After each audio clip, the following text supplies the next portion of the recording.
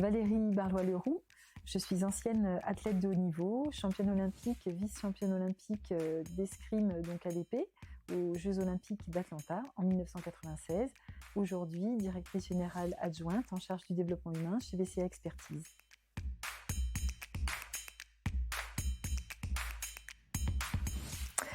Alors si je reste dans mon parcours sportif, le moment probablement le plus émouvant, il y en aura deux.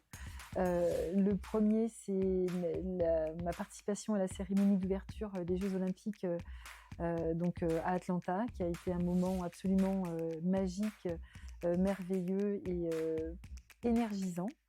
Et puis le deuxième moment, évidemment, c'est le moment où je suis sur le podium avec ma médaille autour du cou, l'hymne national qui résonne et un aboutissement, un sentiment d'accomplissement d'un chemin de vie, puisque j'ai pratiqué ce sport pendant 25 ans et une pensée évidemment très marquée pour mes parents, mes proches, ma famille, mes entraîneurs. Voilà, ça c'est les moments les plus forts pour moi.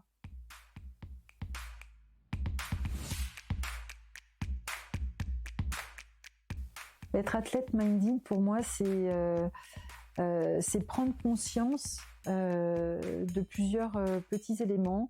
Le premier, c'est que on arrive rarement à quelque chose de grand tout seul. Deuxième élément, peut-être, c'est que c'est une forme d'honnêteté, d'intégrité intellectuelle. Donc, être honnête avec ce que l'on est, savoir d'où l'on vient. Savoir si on a fait ce qu'il fallait aussi ou pas, que ce soit dans le domaine sportif ou le domaine professionnel, pour préparer un événement, quel qu'il soit. C'est s'entourer d'une équipe, donc ça c'est important.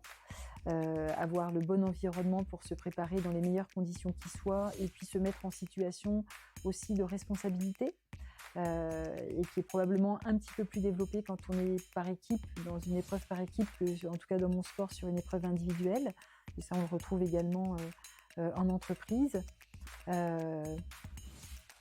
C'est cette capacité aussi parfois à se mettre en position haute, à prendre un petit peu de recul, de hauteur par rapport à l'enjeu.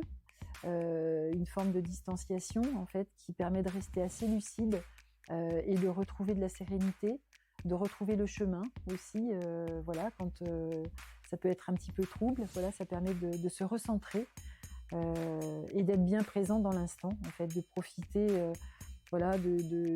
du moment présent, d'être vraiment concentré sur ce que l'on fait, avec des respirations qui sont nécessaires, mais pour mieux se reconcentrer et mieux être dans cet instant présent. Ça me paraît important.